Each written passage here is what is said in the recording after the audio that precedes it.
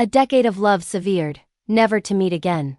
When Ethan slid the divorce agreement across the walnut table, his knuckles rapped the wood soft, like the muffled thunk of the final load-bearing piece being tugged from one of our prize-winning models.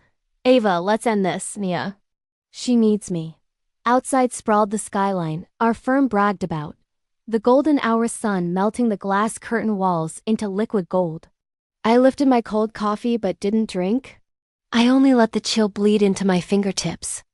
10 years from the night owl kids hunched over drafting tables in the college studio, to the sterling and sterling brass plate everyone now associated with soul and backbone. 4 years of dating, 6 married. He made visions real. I taught dreams to breathe on paper and in concrete. Landmark after landmark rose from our hands.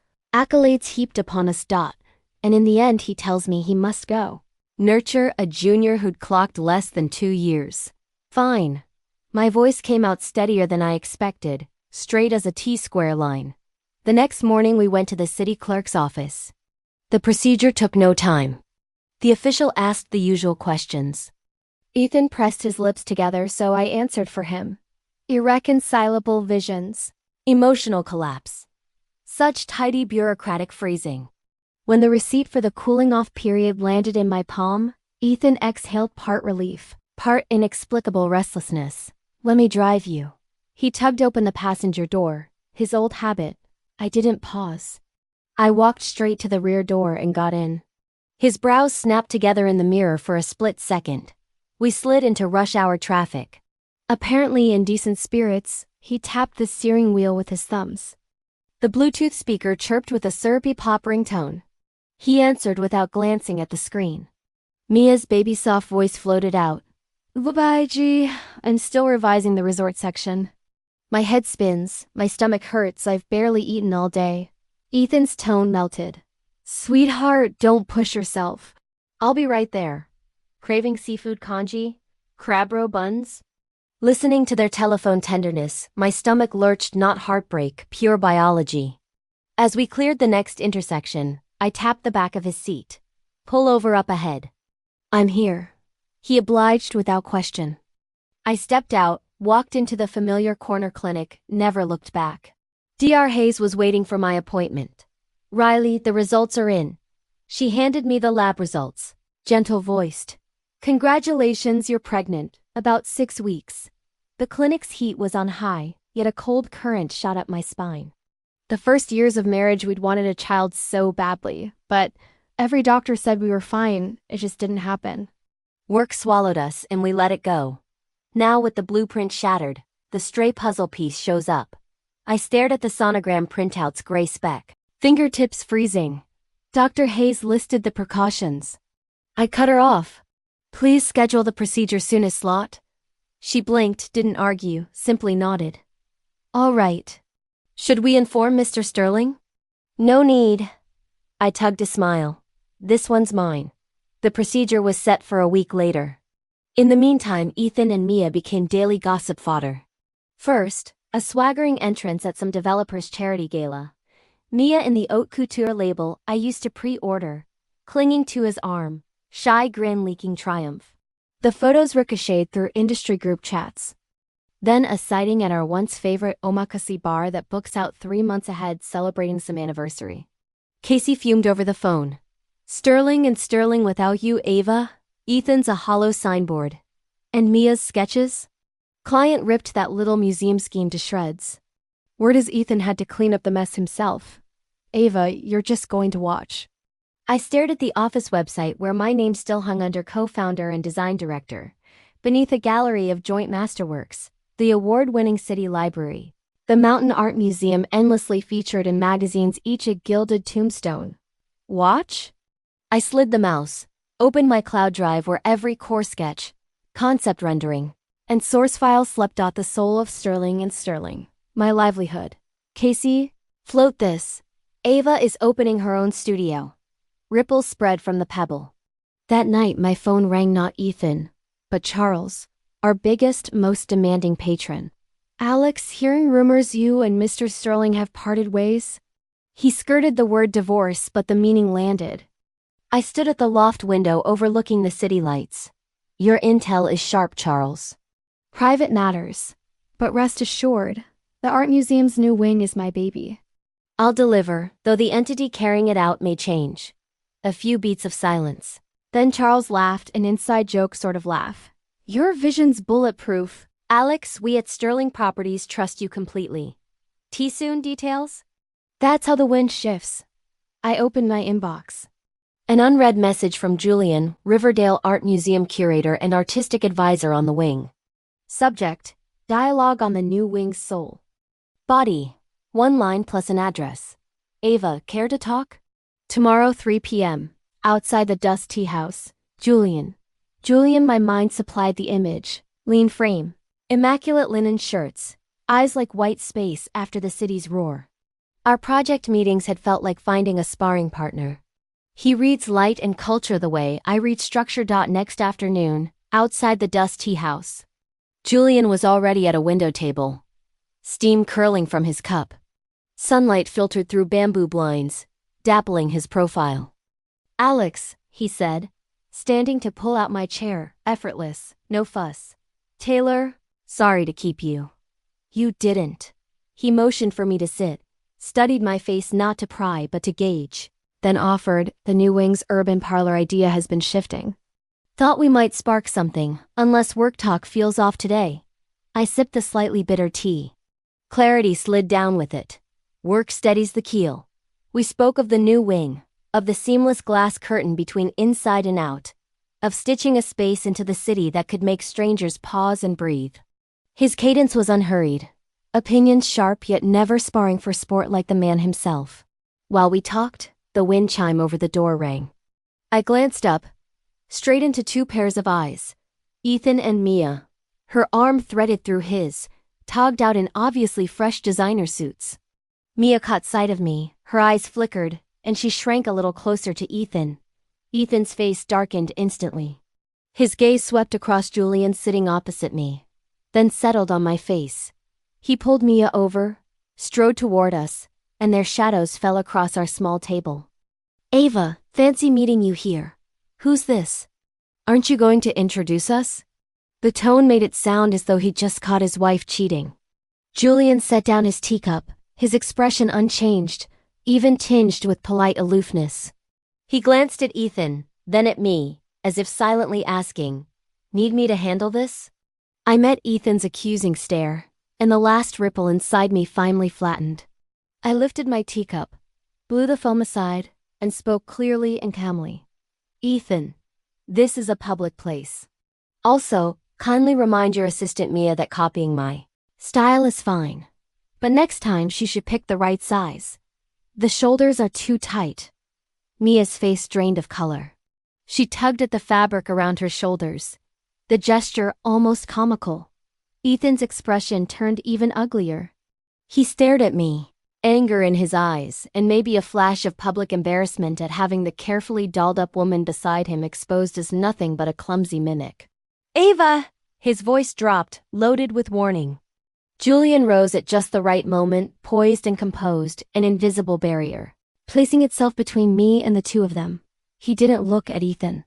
His eyes rested on me, questioning. Alex, shall we find a quieter spot to finish our talk? I stood as well, took my cashmere coat from the chair back. No need.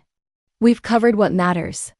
Taylor, I'll email you the refined scheme for the City Hall flow in the new wing within the week. My gaze skimmed Ethan's livid face, landed on Mia's shrinking figure, and my tone stayed flat. Enjoy your tea.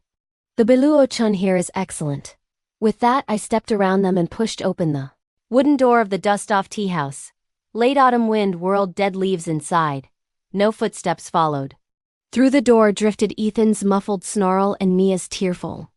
The hard knot that had been sitting in my chest loosened a little in that cold air. The procedure was scheduled for 3 days later. Casey took time off and insisted on coming with me. The single occupancy room in the private hospital was quiet. The nurse came in for pre-op prep and asked gently, "Family member?" "We need a signature." "I'll sign myself." I reached out. Casey pressed my hand, eyes rimmed red. "Ava, it's fine." I patted her hand, took the pen, and signed my own name on the relationship line. The nib scratched across paper, A soft sound drawing the curtain on a life that had barely begun. In the temporary private room, a dull ache pulsed low in my belly, reminding me something tiny had once existed there. Casey kept vigil beside the bed, her voice a whisper. "How do you feel? Does it hurt?" I shook my head, staring at the ceiling.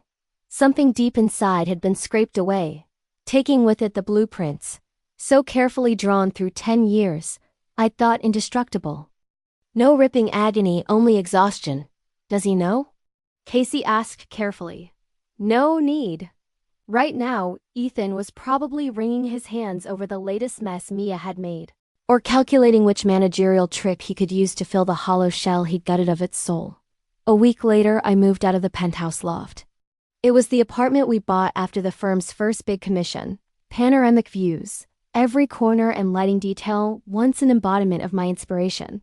Now it felt like an exquisite specimen jar preserving a dead era. I called movers, took only personal belongings and the thick folios of original sketches locked in the study safe, plus hard drives holding the core design files of every past project. Those were my lifelines, the real beating heart beneath the Sterling and Sterling brand. I had the movers stack Ethan's things neatly in one corner of the living room. I cast one last look at the furniture and art we'd chosen together, without a shred of nostalgia. Left the keys on the entry console, closed the door, and shut an epic behind me. Preparations for my solo studio sped ahead full steam. Casey pulled every string in her media network, letting the rumor drift just where it needed to go. I rented a quiet old brick townhouse in Midtown, kept the masonry walls and arched windows intact. The studio hadn't even hung its shingle when calls and emails started flooding in. Charles Chun of Sterling Properties rang first, inviting me to a tea house even more private than Dustoff. "Alex, congratulations on the new studio." Charles beamed as he poured my tea. The board met several times on the museum's new wing proposal. "Consensus is unanimous. Only you handling it will set us at ease." As for which corporate entity signs, he stretched the last note, eyes shrewd. On my face. Sterling Properties backs the designer, not the letterhead. Contract him be with your new studio whenever you're ready. I lifted my cup. The liquor was crystal. "Thank you for the trust, Charles. My assistant will coordinate details with your legal team." "Sam? Great." "And that industry charity gala next week. Alex, you'll grace us with your presence. A few old friends are eager to see you." By old friends, he meant the men who held the city's core development keys. "I'll be there." I smiled. A signal had to be sent. Ava was standing alone under those lights for everyone to see. Gala night, I chose a simple black slip dress, no extraneous ornament, only small pearl studs. Casey stayed at my side and murmured, "Look over there." I didn't need to. The scorching stare was already prickling my skin.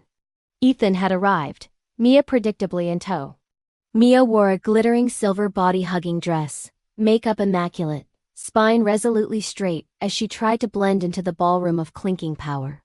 But her eyes darted, inflated bravado puffing them up, yet unable to anchor them anywhere.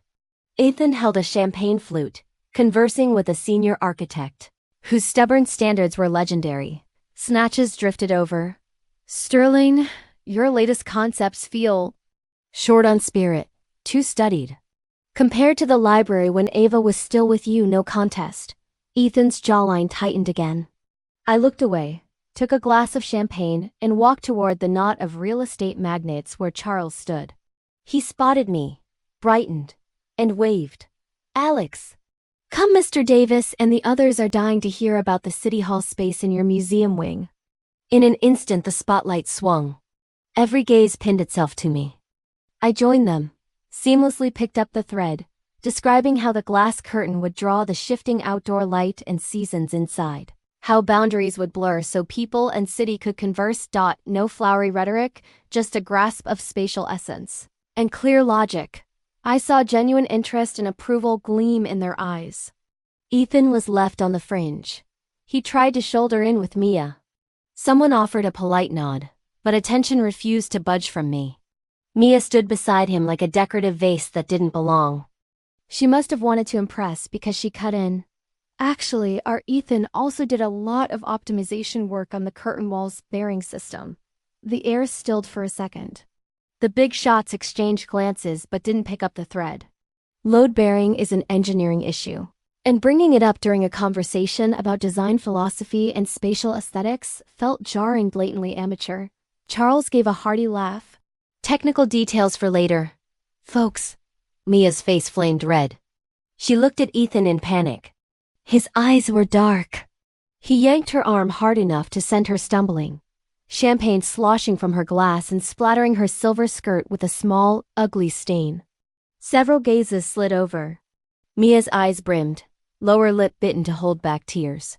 The image she'd so carefully built, ready to replace me, splintered in that single tug and spill. Realizing he'd lost control, Ethan hissed, "Clumsy!" He let go in annoyance, gaze sweeping the room until it landed on me. I met it calmly and took a cool sip of sparkling wine. The bubbles slid down my throat, a faint tingling burn. See, Ethan? Without me beside you to shield you from the non-technical storms and to calibrate every conversational nuance, you and your new dream are already limping through the most basic corridors of power. And this is only the beginning. Near the end of the charity gala, Julian finally arrived. Still in his understated linen shirt, he looked refreshingly elegant amid the glitter. He came straight to me, ignoring the curious stares. His eyes searched my face, gentle with concern. "Sorry, museum emergency. Are you all right? You look tired." "Still standing," I said.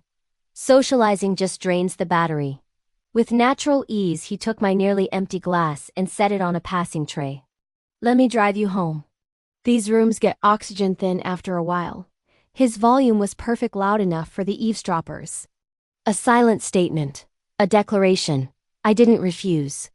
I nodded to Casey and left with Julian under the crowd's watchful eyes.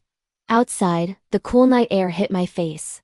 Julian opened the passenger door, hand protectively over the frame. "Jamie, you Taylor," I murmured as I slid in. "Julian is fine." He started the engine. Dashboard light carved his profile. "No need to thank me. Perfectly on my way." He paused, voice clear in the hushed double quotes. "Ava, your urban living room deserves a cleaner launch." Inside the car it was quiet. He didn't force small talk. The silence felt soft, a buffer between the gala's roar and the chill in my chest. "Drop me at the next corner," I said, pointing to the old townhouse where my studio lights still burned. "They're finishing up inside, another time for the tour." Julian pulled over. Turning, he met my eyes. "Rest well. The new wings DD can wait until your own footing is solid." I unbuckled and smiled. "Right now, it's just studs and air." He smiled too. "Blank space is good, you get to rebuild it your way." "That's true Ava architecture," he added. "Need a contractor or supplier shortlist? Just text." I stepped out. "Sure, Jamie. Anytime." He watched until I was inside before driving away. The studio smelled of fresh paint and cut lumber. Movers were doing final touch-ups. Casey was curled on the sofa typing furiously. She sprang up when she saw me. "So? Did the lovebirds choke on their own champagne?" Her eyes sparkled with vindication. "You should have seen Ethan's face, like someone smeared soot on it." Mia cried her mascara into raccoon mode. "Karma." I hung up my coat. Saw the highlight reel. "Here, look." She spun the laptop toward me. Her design blog dashboard was exploding. The newest post. At last night's gala, Sterling star dims as sole designer Ava Solo. The photos were savage me mid-presentation, poised. Ethan gripping Mia's arm, the wine-stained front and center. Comments were popcorn. "New Sterling's recent stuff lacks soul, turns out the soul walked." "That Mia designer? Looks like arm candy who can't talk shop." "Ethan's ego must be orbiting Jupiter." "Ava's got awards he can't spell." "Team Alex all the way, can't wait for her next drop." The tide had turned. "Nice work," I said, squeezing Casey's shoulder. A well-wielded blade saves legwork. The following weeks were a sprint. Securing the Riverdale Museum new wing contract was step one. Then hiring Junior, vetting suppliers, courting fresh clients, every detail on my plate. The dull ache deep in my belly had vanished. Rumors about Ethan trickled in. Tried to bid the Midtown Cultural Center under Sterling's flag, didn't clear prequal. Mia's small retail retrofit botched its shop drawings. The client filed a grievance with Aya. Our old senior, who once pulled all-nighters drafting with me, turned in notice. One gray afternoon I was redlining a structural set when the door tapped. Assistant peeked in. Alex, visitor Mr. Sterling. No appointment. Okay to send him? My pen halted, leaving a pinprick of ink. I lifted my gaze. Let him in. Ethan entered trailing cold damp air. He'd lost weight. Bruised half-moons shadowed his eyes, and rain darkened one shoulder of his suit. Sit, I said, indicating the chair, tone flat as if he were any supplier. He stayed standing, palms braced on my desk. Ava, what exactly do you want? I set the pen down and leaned back. Ethan, you've lost me. Lost you? My calm scraped his nerves raw. You poach the museum, you poach Morgan, are you sandbagging the Culture Center bid too? Ava, don't burn it all. Sterling was your baby as much as mine. Baby? I echoed, voice silky with contempt. Ethan, do you remember how we named Sterling? From you, from me, our joint heartbeat. You carved that heart out yourself. And now you accuse me of orphaning it? I only took what was mine, my designs, my name, the clients who believed in me. The hollow shell that's left is yours and Mia's to run. If it collapses, isn't that exactly what anyone would expect? Ethan flinched as if I'd stepped on his tail. You hate me so much you have to destroy it, destroy me. I almost laughed. Ethan, you overrate yourself. Hatred takes energy, and I'm too busy building a blueprint that actually belongs to Ava to waste a single watt on something as trivial as you. The word asterisk trivial asterisk bleached his face. It carried more poison than any accusation, erasing every one of the 10 years we'd shared and every role he'd ever played in my life. Trivial? He repeated under his breath. Fine, trivial. Then explain what happened that afternoon at Chenwai Tea House with that man surnamed Rivers. We'd barely signed the papers. Were you all ready? Ethan. I cut him off, voice glacial. Watch your language and remember who you are. Who I see and what I do are no longer your business. You paraded Mia around town without a thought for my feelings, now you want to play the victim? My words jammed in his throat. He had no comeback. I stood, palms flat on the desk, meeting his eyes. And don't dump the mess you and Mia made on me. Her retail space job had so many construction drawings errors they had to redo the work millions lost, the client filing claims. How is that my fault? Morgan resigned because he saw no future for Sterling and Sterling because you let a half-trained amateur poke holes in our core design. Admit it, Ethan. Without my work, Sterling and Sterling is nothing. Without me smoothing relationships and shielding you from non-design headaches, you and your Lang designer couldn't even find the industry's front door. Resentment and rage warred on his face. Finally, the fight drained out of him and his voice dropped to a whisper. Ava, I know I was wrong. Mia can't even touch what? You are. I lifted a hand to stop him. The moment you chose her, and the moment I signed the procedure consent, we were finished. I walked behind the desk, opened the bottom drawer, and slid a folder toward him. You've hounded me forever for these, the original concept sketches and early structural studies. For the Midtown Library expansion. The library job had cemented the firm's reputation, and every creative kernel in it had come from me. Ethan had pestered me for copies 100 times. Now it's yours. Take it. Patch up Sterling and Sterling with your Miss Lang, and good luck. I lifted the phone. Assistant, see the visitor out. A soft knock. Assistant peered in and politely addressed the frozen Ethan. Mr. Sterling, this way. Please.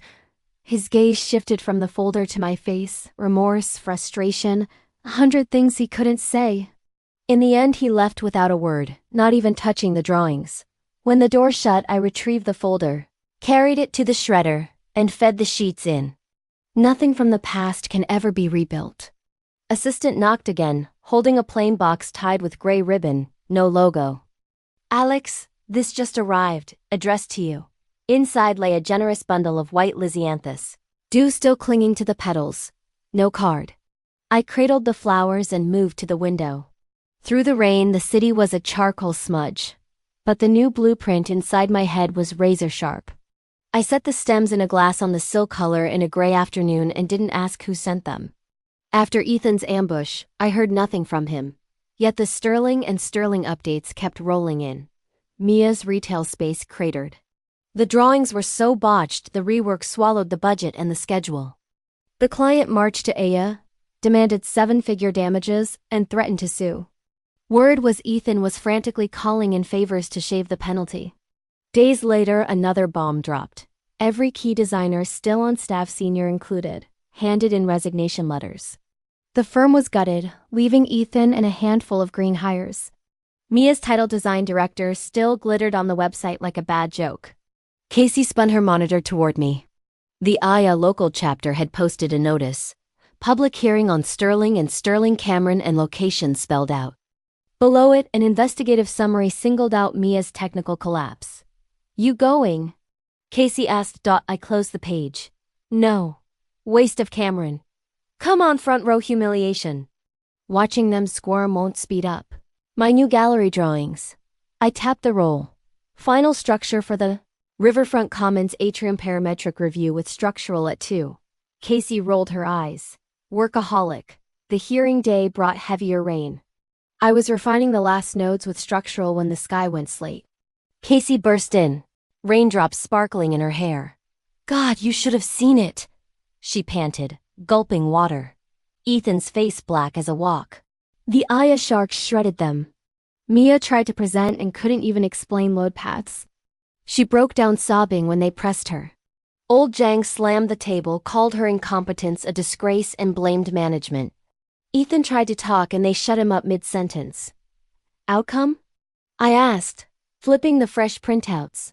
Firm suspended 6 months, no competition eligibility, full liability on the botched job, Mia's license under review, possible revocation. She exhaled. Sweetest thing ever. I closed the drawings. Prep the site book. 9:00 a.m. Tomorrow with Sam on the new wing. Casey grinned. On it, Dylan. Sterling and Sterling toppled like toy blocks. The suspension stripped them of the right to bid. Rumor said Ethan was offloading property and art at fire sale prices, no takers or lowball offers. Mia vanished. Some said she crawled back to her hometown. Others placed her in a small southern city, out of architecture for good. A month later, my phone rang with an unknown number. "Ava, we need to meet," Ethan said. "Say it now." Silence stretched. "I'm filing for bankruptcy." "The firm's finished." "Figured," I replied. Another silence. "When are you coming to pick up the rest of your things from home, or should I bring them over?" By home, he meant the penthouse loft. When I moved out, I'd taken only the essentials. "No need," I said, looking out the window. "Dispose of it, sell it, whatever you want." No sound came from the other end of the line. After a long pause, he spoke again. "That day at the clinic, what were you there for?" My fingers tightened around the phone. Had he found out, or was he guessing? "Appointment," I answered. "What kind?" He pressed. "Ethan," I said evenly. "My life isn't your business anymore. Take care of the loft soon. Goodbye." I cut the call before he could speak again. Setting the phone down, I stared at the scale model of the new wing on my desk. This was my present, my future. A few days later, Julian invited me to check progress at the construction site. The vast foundation pit was finished. We pulled on hard hats and walked the temporary walkway. The roar of machinery and whirling dust filled the air. Julian had to raise his voice. "Footings look solid. Ahead of schedule." I pointed to the engineer directing crews in the distance. "Structural's keeping them honest." We stopped at the edge of the pit. Julian handed me a bottle of water, then opened one for himself. "He contacted you?" he asked suddenly, eyes on the excavators. The firm's bankrupt." Julian's tone stayed flat. "Expected. Did he ask about the clinic?" My fingers paused on the cap. "He did. What did you tell him?" "That I was seeing a doctor." Julian nodded and let it drop. Wind swept the site, lifting dust. He tilted his helmet lower and shifted. shielding me without making it obvious. Eyes forward, Ava. This building is your fresh start. Yours alone. I gave a small nod. I know. Sometime later, when I went to my parents for dinner. Mid-meal, Mom ventured carefully. How's Ethan doing? Word is his company folded. Bankrupt, I said, serving myself more vegetables. He's still in the city, I think. Dad sighed. Such a bright kid back then. How did it all? He left the sentence unfinished. After dinner, I drove to the studio. At a red light, I idly scanned the sidewalk. A man in a rumpled old suit shuffled along, shoulders sagging. The light turned green. A horn sounded, and I accelerated. Whether it was him no longer mattered. I'd already told Julian the truth. I know exactly where my road leads. The night before the new wing's opening. The immense civic atrium stood empty, lit only by a few temporary fixtures. I faced the soaring glass wall alone, city lights flickering beyond. Footsteps echoed. Julian came to stand beside me, silent. Final walkthrough done? I asked. He handed me a folder. Lighting needs one last tweak. Take a look at the ribbon-cutting sequence. I tucked it under my arm unopened. No need. Your call. A quiet beat. Nervous? A little, I admitted, an unfamiliar flutter, like submitting my first studio project years ago. It'll be a landmark. Your landmark. Our landmark, I corrected. Funding from Sterling Properties, his curatorial team, crews of movers. He angled his head. You're the heart of it. I said nothing.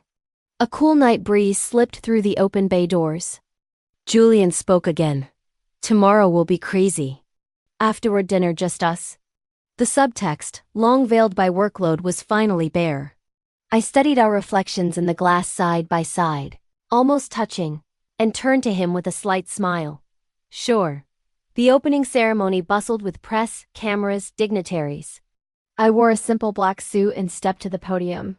Charles Sterling's voice boomed through the speakers. Julian stood one pace behind me. When my turn came, the crowd hushed. It's called dialogue, I began, voice carrying. Over the PA. Not my dialogue, city and citizen, light and shadow, past and future. Walk inside. The conversation starts the moment you cross the threshold. Applause rolled. I stepped back, ceding the mic to Julian for spatial details. Ribbon cut, veil dropped. The scarlet fabric slid away. The curtain wall revealed itself, framing sky and distant towers like a living canvas. Gasps and murmurs filled the hall as visitors streamed in. I remained at the entrance, accepting handshakes and congratulations. Ava? A voice cut through the buzz. I turned. Ethan stood at the fringe of the crowd, 5 meters away. The suit hung loose on his thinner frame. Hair longer, shading sunken eyes. He didn't push forward. He simply looked at me, expression hollow yet heavy with unsaid words. After a few seconds, his lips parted soundlessly. Then he pivoted and was swallowed by the flow of people. Who was that? Julian appeared, following my gaze to the shifting heads. I looked away. No one mistook him for someone else. Ceremony complete, interviews and the charity gala followed. Julian deflected most for me.